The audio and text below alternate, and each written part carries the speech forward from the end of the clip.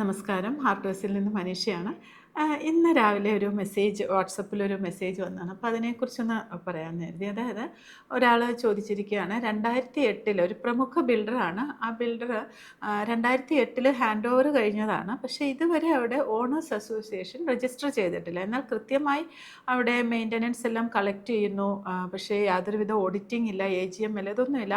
ആ ഒരു ഫ്ലാറ്റിലെ തന്നെ ഓണേഴ്സ് ആയിട്ടുള്ള 5-6 പേരടങ്ങുന്ന ഓഫീസ് ബെയറേഴ്സ് അവിടെ പ്രവർത്തിക്കുന്നുണ്ട്. പക്ഷേ ഇതുവരെ ഒരു മീറ്റിങ്ങോ അങ്ങനെയുള്ള അല്ലെങ്കിൽ ഒരു ഓഡിറ്റിങ്ങോ ഒന്നും വന്നിട്ടില്ല. അപ്പോൾ ഇതിനെതിരെ പരാതിപ്പെടാൻ കഴിയുമോ എന്നുള്ളതാണ് ചോദിച്ചിരിക്കുന്നത്. തീർച്ചയായിട്ടും പരാതിപ്പെടാൻ കഴിയും. കാരണം എല്ലാ ഉടമകളും ഇവിടെ മെയിൻ്റനൻസ് അടയ്ക്കുന്നുണ്ട്. അപ്പം അസോസിയേഷൻ ഔദ്യോഗികമല്ലെങ്കിൽ പണം കൈകാര്യം ചെയ്യാനോ തീരുമാനങ്ങൾ എടുക്കാനോ അധികാരമില്ല.